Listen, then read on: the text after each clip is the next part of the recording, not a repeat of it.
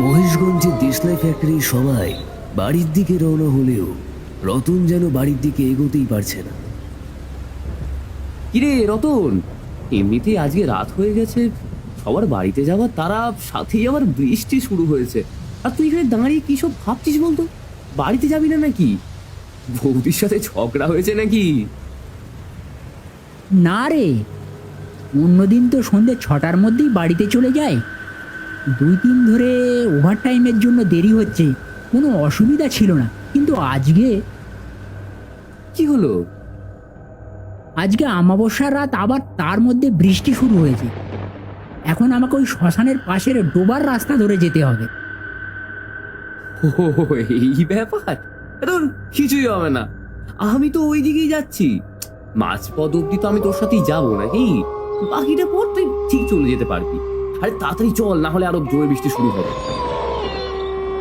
রতন ভয়ে ভয়ে এরপর গোপালের সাথে চলতে শুরু করে। আকাশে মাঝে মাঝেই বিদ্যুতের ঝলকানি আর ঝিঝির ডাক ছাড়া চারিদিকে কোনো জনপ্রাণী নেই।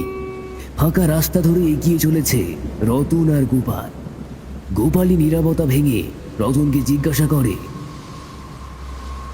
তোর সাথে এতদিন ধরে যোগাযোগ আছে, আমি দেখেছি অমাবস্যার রাত থাকলেই তুই কেমন ওই ভয় পেয়ে থাকিস। বাড়িতে যাওয়ার সময় তোর এই ভয়ের কারণটা কি বলতো? শ্মশানের পাশে ওই ডোবাটাতেই একটা প্রেত থাকে। অমাবস্যার রাতেই সেই ওই জল থেকে বেরোয়, আর তার মধ্যে যদি বৃষ্টি হয় তাহলে ওর শক্তি আরো বেড়ে যায়। কিন্তু এই প্রেতটা কে, আর অমাবস্যার রাতেই বা বেরোয় কেন? এর পিছনে একটা ঘটনা আছে, শোন তবে। আজ থেকে বহু বছর আগে মহেশগঞ্জের রেশমা নামে একটা মেয়ে থাকত। সে গ্রামেরই এক হিন্দু ছেলে মিলনকে ভালোবেসেছিল, কিন্তু তারা জানতো না যে তাদের জন্য অনেক বিপদ অপেক্ষা করে আছে। আমরা দুজন আলাদা ধর্মের, সবাই আমাদের এই ভালোবাসা কি মেনে নেবে? কেন মেনে নেবে না? আমরা তো কোনো অন্যায় করিনি। ভালোবাসা কোনো অন্যায় হতে পারে না। আমার তো এই পৃথিবীতে কেউই নেই, অনাথ আশ্রমেই বড় হয়েছি। আর তোমার বাবাও তো আমাকে মেনেই নিয়েছেন। তাহলে তুমি এত ভয় পাচ্ছ কেন? কিন্তু গ্রামের অন্যান্যরা আর প্রধান বলেছে আমরা যদি বিয়ে করি তা সমাজের পক্ষে ক্ষতিকর। এই সব কিছু মানুষের জন্য এই ধর্ম নিয়ে ভেদাভেদ হয়। ঈশ্বর আর আল্লাহ যখন আমাদের রক্তের রঙে কোনো ভেদাভেদ করেনি, তো মানুষ আলাদা করার কে হয়? আমি কালকেই তোমাকে বিয়ে করব। মিলন পরের দিনই রেশমাকে বিয়ে করে। মিলনের বাবা রেশমাকে সাদরে বরণ করে নিলেও গ্রামের অনেকেই তা মেনে নিতে পারেনি। বিয়ের 7 দিন পর যখন মিলন শহরে কাজের জন্য যায়, সুযোগ বুঝে গ্রামের প্রধানের মদতে কিছু মানুষ রাতে মিলনের বাড়িতে চড়াও হয়। গ্রামের প্রধান দরজা ভেঙে ঘরে ঢুকে মিলনের বাবার হাত পা মুখ বেঁধে দেয়। মুসলিম হয়ে হিন্দুর সাথে বিয়ে করার খুব শখ, তাই না? আজকেই দেখাচ্ছি মজা। কিন্তু আমরা তো কোনো অপরাধ করিনি।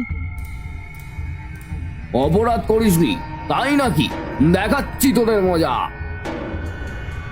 এরপর বেশ কয়েকজন মিলে রেশমাকে ওই শ্মশানের ওখানে নিয়ে যায়। মেরে শরীরে 2 টুকরো করে দেয়। অর্ধেক টুকরো পুঁতে দেয় শ্মশানে, আর অর্ধেক ওই ডোবাতে ফেলে দেয়। সেই দিনটা ছিল অমাবস্যার বৃষ্টির রাত। তবে থেকেই রেশমা অতৃপ্ত আত্মা ওখানে আটকে আছে। শোনা যায় যারা রেশমাকে মেরেছিল তারা এবং তাদের বংশের কেউই বেঁচে নেই। এই বলে রতন ওর ঘটনা বলা শেষ করে। বাপরে, এ তো অনেক ঘটনা। তা ওকে যারা মেরেছিল সবাই যখন মরেই গেছে, তো রেশমা ওখানে আর কি করছে? যত সব গাঁজা করি গল্প। এই রতন, আমার বাড়ির রাস্তা তো এবার অন্যদিকে, আমি তাহলে চলি রে। গোপাল এই বলে বাঁদিকের পথ ধরে চলে যায়। রতন এগিয়ে চলে শ্মশানের দিকে। রতন যতই শ্মশানের দিকে এগোতে থাকে, ওর ভয়ের পারদও বেড়ে যেতে থাকে। ঈশ্বরের নাম করতে করতে এগিয়ে চলে ও। রতন যখন সেই ডোবার শ্মশানের পাশে উপস্থিত হয়, ও খেয়াল করে ডোবার জলের নিচ থেকে কেমন যেন ঢেউ উঠছে। কেউ যেন একটা জলের নিচ থেকে ওপরে আসছে। রতন জায়গা ছেড়ে দৌড়তে চায়, কিন্তু সে পারে না। কোনো অদৃশ্য শক্তি ওকে আটকে রেখেছে। ও চাইলে ওর দুটি পাকে সামনের দিকে এগোতে পারছে না। রাম রাম রাম রাম রাম রাম রাম রাম। এ এ আমার সাথে কি হচ্ছে? রতন পরিষ্কার অনুভব করে কোনো কালো ছায়া জল থেকে উঠে রতনের পিছনে এসে দাঁড়িয়েছে। রতন ভয়ে ভয়ে পিছনে চাইতেই শিউরে ওঠে। একটা অর্ধেক কাটা শরীর ভাসছে, তার নিচের অংশটি নেই। কালো রক্ত টুপটুপ করে পড়ছে। রতনের বুঝতে আর বাকি থাকে না, এটাই হলো শ্মশানের সেই প্রেত। আ আ আ আ আ আমাকে মেরো না, আমাকে মেরো না। আমি তো তোমার কোনো ক্ষতি করিনি, ছেড়ে দাও আমাকে। ভয় পাস না, আমি তোকে কিচ্ছু করব না। তবে যা বলছি তাই করতে হবে, নইলে তুমি তুমি বলো না আমাকে কি করতে হবে, আমি আমি সব করব, শুধু আমাকে মেরো না। প্রেতটা এগিয়ে যায় রতনের দিকে। ওর কানে কানে কিছু যেন একটা বলে দেয়। প্রেতের কথা শুনতেই রতন ছুটে চলে শ্মশানের বাইরে।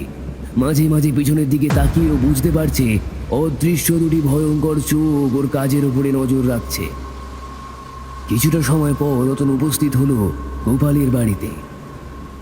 এ কি রতন, তুই এখন এখানে?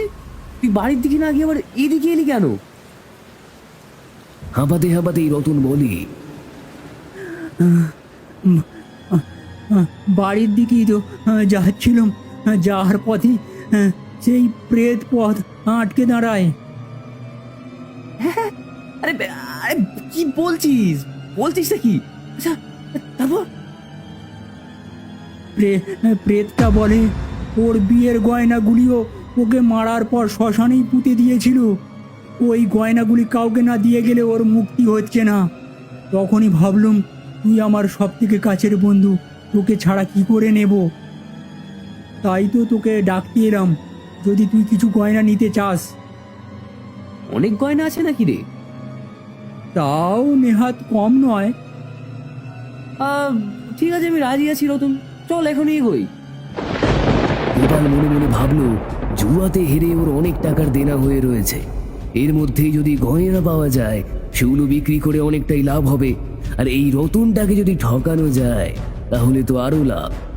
গোপাল আর রতন তাড়াতাড়ি এগিয়ে চলে শ্মশানের পথে। গোপালের তখন সব বুদ্ধি লোপ পেয়ে গেছে। ওর সামনে এখন কেবল লোভ আর লোভ। কিছু সময় হাঁটার পর ওরা দুজন উপস্থিত হলো শ্মশানে। কিরে রতন, সোনার জিনিসগুলি কোথায়? কোন দিকে? ওই তো ওই ডোবাটার কাছে। ডোবাটার কাছে কোথাও কিছু দেখছি না তো। গোপাল যেই না ডোবার কাছে যায় অমনি একটা হাত ডোবার জলের নিচ থেকে উঠে এসে ওকে জলে ফেলে দেয়। হঠাৎ কেউ এমন ভাবে টান দেওয়ার জন্য গোপাল শুরুতে থতমত খেয়ে যায়। জলে পড়ে সাঁতার দিতে চাইলেও যেন কেউ জলের নিচ থেকে ওর পা দুটি ধরে রেখেছে। রতন, রতন আমাকে বাঁচা! রতন বাঁচা আমাকে, তোল আমাকে! রতন যেন এগোতে পারছে না, অসম্ভব ভয় ওকে আষ্টে পৃষ্ঠে জড়িয়ে ধরেছে। ঠিক এমন সময় সেই প্রেত জলের নিচ থেকে উঠে গোপালের সামনাসামনি এলো। রে, সোনার গয়না নিবি না? আমাকে কেন আটকে রেখেছো? আমি গয়না চাই না, ছেড়ে দাও, ছেড়ে দাও আমাকে। আমি আমি আমি তোমার কি ক্ষতি করেছি? কি ক্ষতি করেছিস? তোর দাদু গ্রাম প্রধান আমার জীবন নষ্ট করে দিয়েছিল, আমাকে খুন করেছিল। আল্লাহ যেখানে আমার সাথে মিলনের দেখা করিয়ে দিল, শুধু তোর দাদুর মদতে কজন মিলে আমাদের সংসার করতে দিল না। কাউকে ছাড়িনি।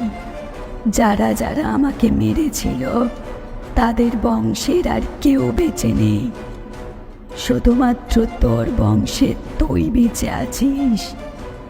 আজ তোকেও মেরে আমি মুক্তি পাবো। এই বলেই প্রেত্রী গোপালের শরীরটাকে দুই টুকরো করে দেয়। ডোবার জলে ভাসতে থাকে গোপালের ছিন্ন ভিন্ন দেহ। ডোবার জলের রং লাল হওয়ার বদলে হয়ে যায় কালো। এতদিন পর রেশমার প্রেত মুক্তি পায়। সাদা একটা ছায়া বাতাসে মিলিয়ে যায়। ওই যে কথায় আছে, বংশের পাপ তার পরবর্তী বংশধরেদেরও ভোগ করতে হয়। এরপর থেকে অবশ্য অমাবস্যা রাতে আর কোনো প্রেতকে শ্মশানের আশেপাশে আর কোনো দিন দেখা যায়নি।